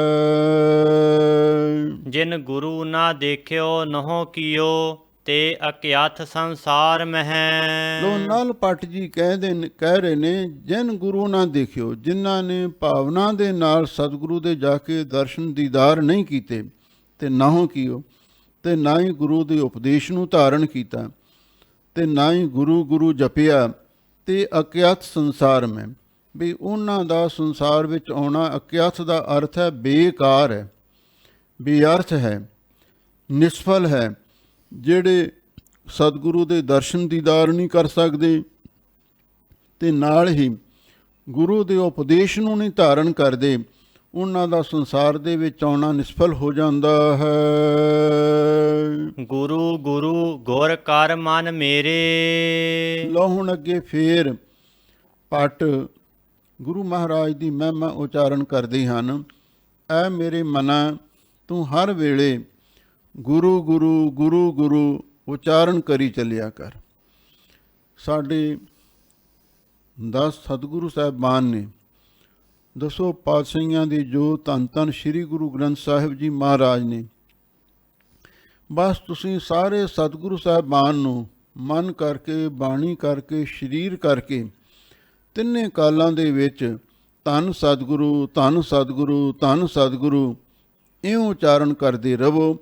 ਅਥਵਾ ਐ ਮੇਰੇ ਮਨ, ਤੂੰ ਵਾਹਿਗੁਰੂ ਵਾਹਿਗੁਰੂ ਵਾਹਿਗੁਰੂ ਵਾਹਿਗੁਰੂ, ਜਿੱਥੇ ਜਪਣ ਦੀ ਗੱਲ ਹੈ ਨਾ, ਉੱਥੇ ਫਿਰ ਗੁਰੂ ਗੁਰੂ ਜਪਣ ਦੇ ਨਾਲ ਵਾਹਿਗੁਰੂ ਵਾਹਿਗੁਰੂ ਵੀ ਜਪਿਆ ਕਰੋ। ਤਾਰਨ ਤਾਰਨ ਸਮੱਥ ਕਲ ਯੁਗ, ਸੁਣਤ ਸਮਾਦ ਸ਼ਬਦ ਜਿਸ ਕੇਰੇ। ਤਾਰਨ ਤਾਰਨ ਸਮੱਥ ਕਲ ਯੁਗ, ਇੱਥੇ ਹੁਣ ਰਾਰਾ ਵਿੱਚੋਂ ਆਲੋਪ ਹੋਇਆ ਹੋਇਆ। ਇਸ ਕਲਯੁਗ ਦੇ ਵਿੱਚ ਤਾਰਨ ਤਾਰਨ, ਸੰਸਾਰ ਸਮੁੰਦਰ ਨੂੰ ਤਾਰਨ ਵਾਸਤੇ ਗੁਰੂ ਮਹਾਰਾਜ ਸੱਚੇ ਪਾਤਸ਼ਾਹ ਸਮਰੱਥ ਤਰਨ ਜਹਾਜ਼ ਵਾਂਗ ਨੇ। ਜਿਵੇਂ ਜਹਾਜ਼ ਬੜੀ ਆਸਾਨੀ ਦੇ ਨਾਲ ਸਮੁੰਦਰ ਤੋਂ ਪਾਰ ਲੰਘਾ ਦਿੰਦਾ ਹੈ, ਇਸੇ ਤਰ੍ਹਾਂ ਗੁਰੂ ਰਾਮਦਾਸ ਮਹਾਰਾਜ ਸੱਚੇ ਪਾਤਸ਼ਾਹ ਕਲਯੁਗ ਦੇ ਜਹਾਜ਼ ਨੇ। ਇਸ ਕਲਯੁਗ ਦੇ ਵਿੱਚ ਸੰਸਾਰ ਸਮੁੰਦਰ ਤੋਂ ਤਾਰਨ ਵਾਸਤੇ ਗੁਰੂ ਰਾਮਦਾਸ ਮਹਾਰਾਜ ਸੱਚੇ ਪਾਤਸ਼ਾਹ ਸਮਰੱਥ ਜਹਾਜ਼ ਹਨ। ਸੁਨਤ ਸਮਾਦ ਸ਼ਬਦ ਜਿਸ ਕੇਰੇ। ਲੋ ਜਿਨ੍ਹਾਂ ਦੇ ਸ਼ਬਦ ਸੁਣਦਿਆਂ ਹੋਇਆਂ ਗੁਰੂ ਰਾਮਦਾਸ ਮਹਾਰਾਜ ਦੀ ਬਾਣੀ ਵੈਰਾਗਮਈ ਹੈ, ਭਗਤੀਮਈ ਹੈ, ਪ੍ਰੇਮਮਈ ਹੈ। ਗੁਰੂ ਮਹਾਰਾਜ ਦੇ ਸ਼ਬਦਾਂ ਨੂੰ ਸੁਣਦਿਆਂ ਸਮਾਧੀ ਲੱਗ ਜਾਂਦੀ ਹੈ। ਜਿਹੜੇ ਸ਼ਰਧਾ ਭਾਵਨਾ ਪਿਆਰ ਦੇ ਨਾਲ ਗੁਰਬਾਣੀ ਸੁਣਦੇ ਨੇ ਤੇ ਫਿਰ ਉਹਨਾਂ ਦੀ ਸੁਰਤ ਨੂੰ ਬਾਣੀ ਉੱਚਾ ਚੁੱਕ ਕੇ ਤੇ ਵਾਹਿਗੁਰੂ ਦੇ ਨਾਲ ਜੋੜ ਦਿੰਦੀ ਹੈ। ਫੁਨ ਦੁੱਖਨ ਨਾਸ ਸੁਖਦਾਇਕ ਸੂਰੋ, ਜੋ ਧਾਰਤ ਧਿਆਨ ਬਾਸਤ ਤਿਹ ਨੇਰੇ। ਇਹ ਗੁਰੂ ਦੀ ਮਹਿਮਾ ਉਚਾਰਨ ਹੋ ਰਹੀ ਹੈ। ਫੁਨ ਦੁੱਖਨ ਨਾਸ, ਫਿਰ ਗੁਰੂ ਮਹਾਰਾਜ ਸੱਚੇ ਪਾਤਸ਼ਾਹ ਸਾਰੇ ਦੁੱਖਾਂ ਨੂੰ ਨਾਸ ਕਰਨ ਵਾਲੇ ਹਨ ਤੇ ਨਾਲ ਹੀ ਕਹਿੰਦੇ ਨੇ ਸੁਖਦਾਇਕ ਸੂਰੋ, ਤੇ ਸਾਰੇ ਸੁੱਖਾਂ ਨੂੰ ਦੇਣ ਵਾਲੇ ਨੇ। ਹਾਲਤ ਸੁਖ ਪਲਤ ਸੁਖ, ਨਿਤ ਸੁਖ ਸਿਮਰਨੋ ਨਾਮ ਗੋਬਿੰਦ ਕਾ ਸਦਾ ਲੀਜੈ। ਗੁਰੂ ਮਹਾਰਾਜ ਸੱਚੇ ਪਾਤਸ਼ਾਹ ਦੀ ਮਹਿਮਾ ਸਾਰੇ ਦੁੱਖਾਂ ਨੂੰ ਨਾਸ ਕਰਨ ਵਾਲੇ ਨੇ, ਸੁਖ ਦੇਣ ਵਾਲੇ ਮਹਾਨ ਸੂਰਬੀਰ ਬਹਾਦਰ ਹਨ, ਜੋ ਧਰਤ ਧਿਆਨ, ਜੋ ਸਤਿਗੁਰੂ ਦਾ ਧਿਆਨ ਧਾਰਦਾ ਹੈ। ਸਰਗੁਣ ਸਰੂਪ ਦੇ ਵਿੱਚ ਵੀ ਜੋ ਗੁਰੂ ਮਹਾਰਾਜ ਦਾ ਧਿਆਨ ਆਪਣੇ ਮਨ ਵਿੱਚ ਧਾਰਨ ਕਰਦਾ ਹੈ, ਵਸਤੇ ਹਨੇਰੇ, ਫਿਰ ਉਹਦੇ ਨੇੜੇ ਵਸਦੇ ਨੇ। ਇਹ ਤੇ ਗੁਰਸਿੱਖ ਦੀ ਭਾਵਨਾ ਹੈ ਨਾ, ਉਹ ਜਿੰਨਾ ਗੁਰੂ ਮਹਾਰਾਜ ਸੱਚੇ ਪਾਤਸ਼ਾਹ ਦੇ ਨਾਲ ਅੰਦਰੋਂ ਨੇੜੇ ਹੋਵੇਗਾ ਤੇ ਓਨਾ ਹੀ ਗੁਰੂ ਮਹਾਰਾਜ ਉਹਦੇ ਨੇੜੇ ਹੋ ਜਾਂਦੇ ਹਨ। ਚਰਨ ਸ਼ਰਨ ਗੁਰ ਏਕ ਪੈਂਡਾ ਜਾਏ ਚੱਲ, ਸਤਿਗੁਰ ਕੋਟ ਪੈਂਡਾ ਆਗਾ ਹੋਏ ਲੇਤ ਹੈ। ਭਾਈ ਸਾਹਿਬ ਭਾਈ ਗੁਰਦਾਸ ਜੀ ਕਹਿੰਦੇ ਨੇ ਵੀ ਜੇ ਗੁਰਸਿੱਖ ਇੱਕ ਪੈਂਡਾ ਤੈਅ ਕਰਕੇ, ਇੱਕ ਮੰਜ਼ਿਲ ਮਾਰ ਕੇ ਗੁਰੂ ਵੱਲ ਦਰਸ਼ਨ ਦੀਦਾਰ ਕਰਨ ਵਾਸਤੇ ਆਉਂਦਾ ਹੈ ਤੇ ਅੱਗੋਂ ਸਤਿਗੁਰੂ ਕਰੋੜਾਂ ਪੈਂਡੇ ਤੈਅ ਕਰਕੇ ਸਫ਼ਰ ਮੁਕਾ ਕੇ ਗੁਰਸਿੱਖ ਦੇ ਨੇੜੇ ਆ ਜਾਂਦੇ ਨੇ। ਜੋ ਧਿਆਨ ਧਾਰਦਾ ਗੁਰੂ ਮਹਾਰਾਜ ਉਹਦੇ ਨੇੜੇ ਵਸਦੇ ਹਨ। ਪੂਰੋ ਪੁਰਖ ਹਿਰਦੈ ਹਰ ਸਿਮਰਤ, ਮੁਖ ਦੇਖਤ ਅਗ ਜਾਹੇ ਪਰੇਰੇ। ਬਈ ਸਤਿਗੁਰੂ ਪੂਰਨ ਪੁਰਖ ਅਕਾਲ ਪੁਰਖ ਵਾਹਿਗੁਰੂ ਦਾ ਸਰੂਪ ਨੇ। ਹਿਰਦੈ ਹਰ ਸਿਮਰਤ, ਜਿਹੜੇ ਹਰ ਵੇਲੇ ਉਸ ਅਕਾਲ ਪੁਰਖ ਵਾਹਿਗੁਰੂ ਨੂੰ ਆਪਣੇ ਹਿਰਦੇ ਵਿੱਚ ਯਾਦ ਕਰਦੇ ਰਹਿੰਦੇ ਨੇ। ਮੁਖ ਦੇਖਤ ਅਗ ਜਾਹੇ ਪਰੇਰੇ, ਜਦੋਂ ਕੋਈ ਆ ਕੇ ਸਤਿਗੁਰੂ ਦੇ ਮੁਖਾਰ ਬਿੰਦੇ ਦਰਸ਼ਨ ਦੀਦਾਰ ਕਰਦਾ ਹੈ ਤੇ ਅਗ ਜਾਹੇ ਪਰੇਰੇ, ਉਹਦੇ ਪਾਪ, ਪਰੇਰੇ ਦਾ ਅਰਥ ਹੈ ਪਰੇ, ਦੂਰ ਚਲੇ ਜਾਂਦੇ ਨੇ। ਪਾਪ ਸਤਿਗੁਰੂ ਦੇ ਦੀਦਾਰ ਕਰਦਿਆਂ ਪਾਪ ਤੇ ਵਿਕਾਰ ਖਹਿੜਾ ਛੱਡ ਦਿੰਦੇ ਹਨ। ਜੋ ਹਰ ਬੁੱਧ ਰਿੱਧ ਸਿੱਧ ਚਾਹਤ, ਗੁਰੂ ਗੁਰੂ ਗੁਰ ਕਰ ਮਨ ਮੇਰੇ। ਲੋ ਪਟ ਕਹਿ ਰਹੇ ਨੇ, ਐ ਮਨਾ ਜੇ ਤੂੰ ਚਾਹੁੰਦਾ ਹੈ ਜੋ ਹਰ ਮੈਨੂੰ ਵਾਹਿਗੁਰੂ ਦੀ ਪ੍ਰਾਪਤੀ ਹੋ ਜਾਵੇ, ਮੈਨੂੰ ਬੁੱਧ ਆਤਮ ਵਿਸ਼ੈਣੀ ਬੁੱਧੀ ਪ੍ਰਾਪਤ ਹੋ ਜਾਵੇ ਤੇ ਰਿੱਧ ਅੰਨ ਦੀ ਅਤੋਟਤਾ ਭੰਡਾਰੇ ਚੱਲਦੇ ਰਹਿਣ ਤੇ ਸਿੱਧੀਆਂ ਜਿਹੜੀਆਂ 18 ਨੇ 8 ਮੁਖ ਉਹ ਪ੍ਰਾਪਤ ਕਰਨੀਆਂ ਚਾਹੁੰਦਾ ਹੈ। ਗੁਰੂ ਗੁਰੂ ਗੁਰ ਕਰ ਮਨ ਮੇਰੇ, ਐ ਮੇਰੇ ਮਨ ਤੂੰ ਵੀ ਹਰ ਵੇਲੇ ਗੁਰੂ ਗੁਰੂ ਗੁਰੂ ਗੁਰੂ ਜਪੀ ਚੱਲਿਆ ਕਰ, ਅਥਵਾ ਧੰਨ ਸਤਿਗੁਰੂ ਧੰਨ ਸਤਿਗੁਰੂ ਧੰਨ ਸਤਿਗੁਰੂ ਜਪੀ ਚੱਲਿਆ ਕਰ, ਅਥਵਾ ਵਾਹਿਗੁਰੂ ਵਾਹਿਗੁਰੂ ਵਾਹਿਗੁਰੂ ਮਨ ਕਰਕੇ ਬਾਣੀ ਕਰਕੇ ਸਰੀਰ ਕਰਕੇ ਤਿੰਨੇ ਕਾਲਾਂ ਦੇ ਵਿੱਚ ਵਾਹਿਗੁਰੂ ਦਾ ਨਾਮ ਜਪਿਆ ਕਰ, ਫਿਰ ਤੈਨੂੰ ਸਭ ਕੁਝ ਪ੍ਰਾਪਤ ਹੋ ਸਕਦਾ ਹੈ। ਗੁਰੂ ਮੁਖ ਦੇਖ ਗਰੂ ਸੁਖ ਪਾਇਓ। ਲੋ ਹੁਣ ਫੇਰ ਗੁਰੂ ਦੀ ਮਹਿਮਾ ਹੈ। ਭੱਟ ਫਰਮਾਉਂਦੇ ਨੇ, ਜੱਲਣ ਭੱਟ ਜੀ ਦਾ ਇਹ ਸਵਈਆ ਹੈ, ਗੁਰੂ ਮੁਖ ਦੇਖ ਗਰੂ ਸੁਖ ਪਾਇਓ। ਵੀ ਜਦੋਂ ਤੁਸੀਂ ਗੁਰੂ ਅਮਰਦਾਸ ਮਹਾਰਾਜ ਦੇ ਜਾ ਕੇ ਦਰਸ਼ਨ ਦੀਦਾਰੇ ਕੀਤੇ, ਗੁਰੂ ਮੁਖ ਦੇਖ, ਗੁਰੂ ਦੇ ਮੁਖਾਰ ਬਿੰਦ ਨੂੰ ਦੇਖ ਕੇ ਗਰੂ ਸੁਖ ਪਾਇਓ। ਗੁਰੂ ਦਾ ਅਰਥ ਹੈ ਭਾਰੀ, ਬਹੁਤ ਵੱਡਾ ਪਰਮ ਸੁਖ ਪ੍ਰਾਪਤ ਕੀਤਾ। ਹੋਤੀ ਜੋ ਪਿਆਸ ਪਿਊਸ ਪਿਵਨ ਕੀ, ਬੰਛਤ ਸਿੱਧ ਕੋ ਬਿਦ ਮਿਲਾਇਓ। ਹੋਤੀ ਜੋ ਪਿਆਸ ਪਿਊਸ ਪਿਵਨ ਕੀ, ਪਿਊਸ ਦਾ ਅਰਥ ਹੈ ਅੰਮ੍ਰਿਤ, ਜੋ ਤੁਹਾਡੇ ਮਨ ਦੇ ਅੰਦਰ ਨਾਮ ਬਾਣੀ ਦਾ ਅੰਮ੍ਰਿਤ ਰਸ ਪੀਣ ਦੀ ਪਿਆਸ ਤਾਂਘ ਲੱਗੀ ਹੋਈ ਸੀ। ਜਦੋਂ ਤੁਸੀਂ ਗੁਰੂ ਅਮਰਦਾਸ ਮਹਾਰਾਜ ਦੇ ਜਾ ਕੇ ਦਰਸ਼ਨ ਦੀਦਾਰੇ ਕੀਤੇ, ਤੁਹਾਡੇ ਅੰਦਰ ਨਾਮ ਬਾਣੀ ਦੇ ਅੰਮ੍ਰਿਤ ਰਸ ਪੀਣ ਦੀ ਜੋ ਤਾਂਘ ਪਿਆਸ ਲੱਗੀ ਹੋਈ ਸੀ। ਬੰਸ਼ਤ ਸਿੱਧ ਕੋ ਬਿਦ ਮਿਲਾਇਓ, ਬੰਸ਼ਤ ਸਿੱਧ ਕੋ ਜੋ ਮਨ ਵਿੱਚ ਚਿਤਵਰੇ ਸੀ ਉਹਨੂੰ ਸਿੱਧ ਪ੍ਰਾਪਤ ਕਰਨ ਦੇ ਲਈ ਬਿਦ ਮਿਲਾਇਓ, ਇਹ ਵਿਧੀ ਸਬਬ ਮਿਲਾ ਦਿੱਤਾ। ਇਹ ਸੋਹਣਾ ਸਮਾਂ ਢੁਕਵਾਂ ਸਮਾਂ ਵਾਹਿਗੁਰੂ ਨੇ ਟੁਕਾ ਦਿੱਤਾ। ਤਉ ਬਿਦ ਨੀਕੀ ਖਟਾਨੀ, ਫਿਰ ਇਹ ਸੋਹਣੀ ਤਰਕੀਬ ਮਿਲ ਗਈ, ਭਾਵ ਤੁਹਾਡਾ ਗੁਰੂ ਅਮਰਦਾਸ ਮਹਾਰਾਜ ਦੇ ਨਾਲ ਮਿਲਾਪ ਹੋਇਆ। ਇਤਿਹਾਸ ਦੱਸਦਾ ਹੈ, ਗੁਰੂ ਰਾਮਦਾਸ ਮਹਾਰਾਜ ਸੱਚੇ ਪਾਤਸ਼ਾਹ ਹਾਲੇ 8 ਸਾਲ ਦੀ ਉਮਰ ਦੇ ਸਨ, ਜਦੋਂ ਮਾਤਾ ਜੀ ਦਾ ਸਾਇਆ ਸਿਰ ਤੋਂ ਉੱਠ ਗਿਆ। ਫਿਰ ਥੋੜ੍ਹੀ ਦੇਰ ਬਾਅਦ ਪਿਤਾ ਜੀ ਵੀ ਚਲਾਣਾ ਕਰ ਗਏ। ਗੁਰੂ ਰਾਮਦਾਸ ਮਹਾਰਾਜ ਸੱਚੇ ਪਾਤਸ਼ਾਹ ਦਾ ਪਹਿਲਾ ਨਾਮ ਭਾਈ ਜੇਠਾ ਜੀ ਸੀ, ਘਰ ਵਾਲਿਆਂ ਨੇ ਰੱਖਿਆ ਹੋਇਆ। ਉਹ ਬਿਲਕੁਲ ਯਤੀਮ ਹੋ ਗਏ, ਬੇਸਹਾਰਾ ਹੋ ਗਏ। ਕੁਝ ਸਮਾਂ ਤੇ ਲਾਹੌਰ ਵਿੱਚ ਰਹੇ। ਲਾਹੌਰ ਚੂਨਾ ਮੰਡੀ ਵਿੱਚ ਹੀ ਗੁਰੂ ਮਹਾਰਾਜ ਦਾ ਅਵਤਾਰ ਹੋਇਆ ਸੀ। ਫਿਰ ਜਦੋਂ ਮਾਤਾ ਪਿਤਾ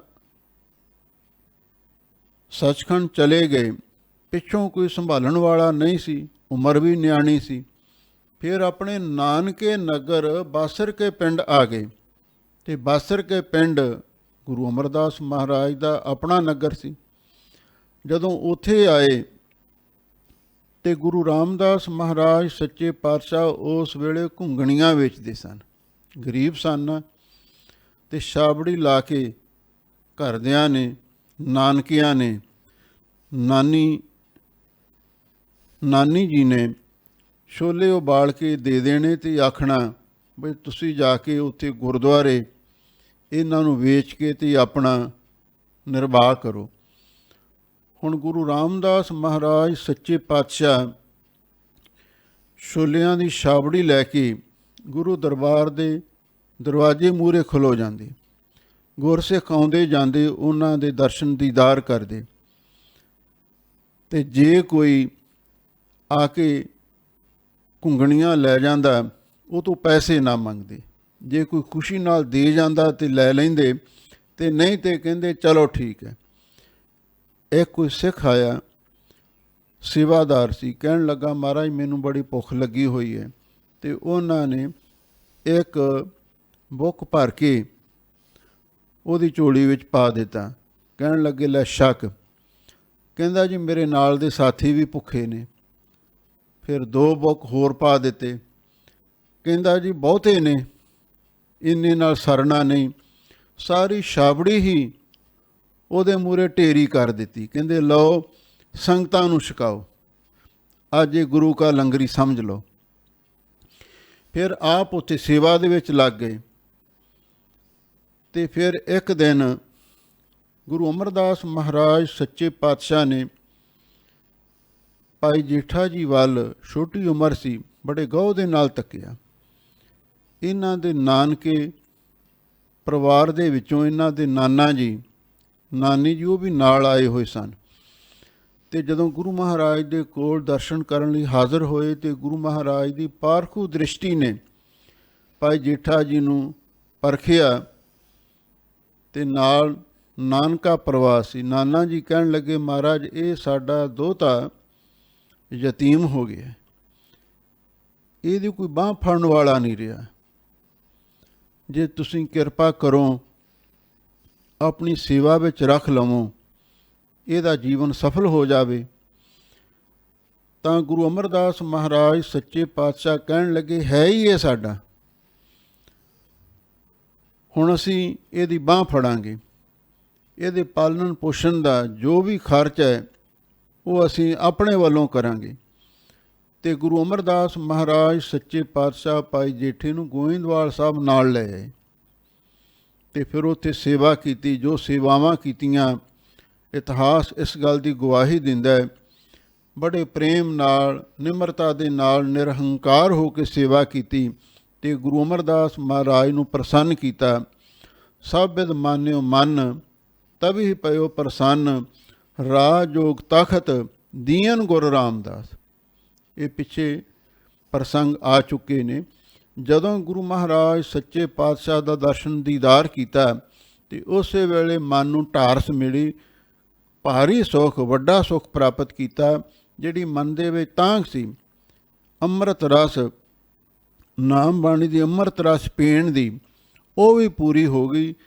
ਜੋ ਚਾਹੁੰਦੇ ਸੀ ਉਸ ਨੂੰ ਸਿੱਧ ਕਰਨ ਦੇ ਲਈ ਵਾਹਿਗੁਰੂ ਨੇ ਬਿਧ ਮਿਲਾਇਓ, ਉਹ ਵਿਧੀ ਮਿਲਾ ਦਿੱਤੀ, ਉਸ ਸਮਾਂ ਢੁਕਾ ਦਿੱਤਾ, ਉਹ ਬਾਇਸ, ਉਹ ਸਬੱਬ ਬਣਾ ਦਿੱਤਾ। ਭਾਵ ਗੁਰੂ ਅਮਰਦਾਸ ਮਹਾਰਾਜ ਦੇ ਦਰਸ਼ਨ ਦੀਦਾਰ ਹੋ ਗਏ। ਪੂਰਨ ਭੋ ਮਨ ਠੌਰ ਬਸੋ, ਰਸ ਬਾਸਨ ਸਿਓ ਜੋ ਦਹੰ ਦਿਸ ਧਾਇਓ। ਪੂਰਨ ਭੋ ਮਨ ਠੌਰ ਬਸੋ, ਇੱਥੇ ਵਿਸਰਾਮ ਲਾਉਣਾ ਹੈ। ਅਤੇ ਗੁਰੂ ਮਹਾਰਾਜ ਦੇ ਦਰਸ਼ਨ ਦੀਦਾਰ ਕਰਕੇ ਪੂਰਨ ਭੋ, ਉਹਨਾਂ ਦਾ ਮਨ ਪੂਰਨ ਤੌਰ 'ਤੇ ਰੱਜ ਗਿਆ ਅਤੇ ਮਨ ਠੌਰ ਬਸੋ।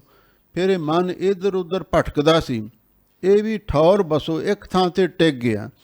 ਭਾਵ ਇਸ ਨੂੰ ਗੁਰੂ ਮਹਾਰਾਜ 'ਤੇ ਭਰੋਸਾ ਬੱਝ ਗਿਆ ਅਤੇ ਗੁਰੂ ਮਹਾਰਾਜ ਦੇ ਧਿਆਨ ਵਿੱਚ ਹੀ ਮਨ ਟਿਕ ਗਿਆ। ਰਸ ਬਾਸਨ ਸਿਓ ਜੋ ਦਹੂੰ ਦਿਸ ਧਾਇਓ, ਜੋ ਰਸਾਂ ਕਸਾਂ ਦੀ ਵਾਸ਼ਨਾ ਦੇ ਨਾਲ ਇਹ ਮਨ ਪਹਿਲਾਂ ਦਸੋ ਦਿਸ਼ਾ ਵਿੱਚ ਦੌੜਿਆ ਫਿਰਦਾ ਸੀ, ਅਤੇ ਜਦੋਂ ਗੁਰੂ ਮਹਾਰਾਜ ਦੇ ਦਰਸ਼ਨ ਹੋ ਗਏ ਅਤੇ ਮਨ ਰੱਜ ਗਿਆ ਅਤੇ ਮਨ ਐਨ ਟਿਕਾਣੇ ਆ ਕੇ ਟਿਕ ਗਿਆ। ਗੋਬਿੰਦਵਾਲ ਗੋਬਿੰਦਪੁਰੀ ਸਮ, ਜਲਣ ਤੀਰ ਵਿਪਾਸ ਬਣਾਇਓ। ਜਲਣ ਭੱਟ ਜੀ ਫਰਮਾਉਂਦੇ ਨੇ ਵੀ ਗੁਰੂ ਅਮਰਦਾਸ ਮਹਾਰਾਜ ਸੱਚੇ ਪਾਤਸ਼ਾਹ ਨੇ ਗੋਬਿੰਦਵਾਲ, ਗੋਬਿੰਦਪੁਰੀ ਬੈਕੁੰਠ ਦੇ ਸਮਾਨ ਤੀਰ ਵਿਪਾਸ ਬਣਾਇਓ, ਬਿਆਸਾ ਦਰਿਆ ਦੇ ਕੰਢੇ 'ਤੇ ਨਗਰ ਵਸਾਇਆ ਸੀ। ਜਿਸ ਗੋਇੰਦਵਾਲ ਸਾਹਿਬ ਜੀ ਨੂੰ ਸਿੱਖੀ ਦਾ ਧੁਰਾ ਵੀ ਆਖਿਆ ਗਿਆ।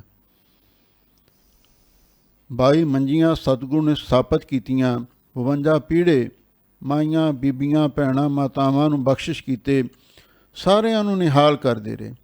ਇਹ ਗੋਇੰਦਵਾਲ ਨਗਰ ਬੈਕੁੰਠਪੁਰੀ ਦੇ ਸਮਾਨ ਬਿਆਸਾ ਦਰਿਆ ਦੇ ਕੰਢੇ 'ਤੇ ਗੁਰੂ ਮਹਾਰਾਜ ਨੇ ਆਬਾਦ ਕੀਤਾ। ਗੋਂਦਾ ਖੱਤਰੀ ਗੁਰੂ ਅੰਗਦ ਦੇਵ ਮਹਾਰਾਜ ਦੇ ਕੋਲ ਗਿਆ, ਬੇਨਤੀ ਕੀਤੀ, ਮਹਾਰਾਜ ਮੇਰਾ ਨਗਰ ਨਹੀਂ ਵਸਦਾ ਅਤੇ ਤੁਸੀਂ ਵਸਾਓ।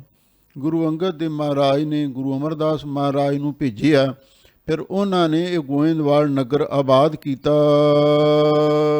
ਗਇਓ ਦੁਖ ਦੂਰ ਬਰਖਨ ਕੋ, ਸੋ ਗੁਰੂ ਮੁਖ ਦੇਖ ਗਰੂ ਸੁਖ ਪਾਇਓ। ਲਓ, ਗੁਰੂ ਰਾਮਦਾਸ ਮਹਾਰਾਜ ਸੱਚੇ ਪਾਤਸ਼ਾਹ ਦਾ ਜਿਹੜਾ ਕਈ ਸਾਲਾਂ ਦਾ ਦੁੱਖ ਸੀ, ਕਈ ਸਾਲਾਂ ਦਾ ਦੁੱਖ ਤੋਂ ਭਾਵ ਇਹ ਸੀ, ਚਿਰਾਂ ਤੋਂ ਤਾਂਘ ਸੀ, ਪੂਰਾ ਗੁਰੂ ਮਿਲ ਜਾਵੇ ਅਤੇ ਵਾਹਿਗੁਰੂ ਦੀ ਪ੍ਰਾਪਤੀ ਹੋ ਜਾਵੇ, ਜੀਵਨ ਦੀ ਸਫਲਤਾ ਹੋ ਜਾਵੇ।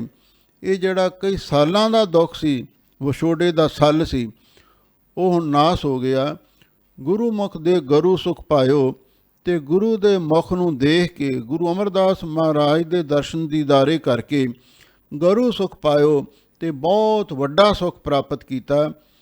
ਗੁਰੂ ਤੋਂ ਭਾਵ ਵੱਡਾ ਆਤਮਕ ਸੁਖ ਬ੍ਰਹਮਾਨੰਦ ਪ੍ਰਾਪਤ ਕਰ ਲਿਆ। ਇਹ ਸਤਿਗੁਰੂ ਦੀ ਕਿਰਪਾ ਦੇ ਨਾਲ ਹੀ ਪ੍ਰਾਪਤ ਹੋਇਆ ਹੈ। ਇਹ ਹੈ ਭੱਟਾਂ ਦੀ ਬਾਣੀ ਦੀ ਵਿਚਾਰ। ਗੁਰੂ ਮਹਿਮਾ, ਗੁਰੂ ਦੀ ਵਡਿਆਈ ਆਪ ਸੰਗਤਾਂ ਨੇ ਸਰਵਣ ਕੀਤੀ ਹੈ। ਸਤਿਗੁਰੂ ਮਿਹਰ ਕਰਨ ਇਹ ਗੁਰੂ ਦੀ ਮਹਿਮਾ ਸਾਡੇ ਹਿਰਦੇ ਵਿੱਚ ਵੀ ਵਸੇ। ਇਹਦੇ ਨਾਲ ਹੀ ਸਾਡੇ ਜੀਵਨ ਦੀ ਸਫਲਤਾ ਹੋਵੇਗੀ। ਸਭ ਸੰਗਤਾਂ ਦਾ ਬਹੁਤ ਬਹੁਤ ਧੰਨਵਾਦ। ਹੋਈਆਂ ਭੁੱਲਾਂ ਚੁੱਕਾਂ ਖਿਮਾ ਕਰਨੀਆਂ। ਗੋਬਿੰਦਵਾਲ ਗੋਬਿੰਦਪੁਰੀ ਸਮ, ਜਲਨ ਤੀਰ ਵਿਪਾਸ ਬਿਨਾਇਓ। ਗਇਓ ਦੁਖ ਦੂਰ ਬਰਖਨ ਕੋ, ਸੋ ਗੁਰੂ ਮੁਖ ਦੇਖ ਗਰੂ ਸੁਖ ਪਾਇਓ। ਵਾਹਿਗੁਰੂ ਜੀ ਕਾ ਖਾਲਸਾ, ਵਾਹਿਗੁਰੂ ਜੀ ਕੀ ਫਤਿਹ।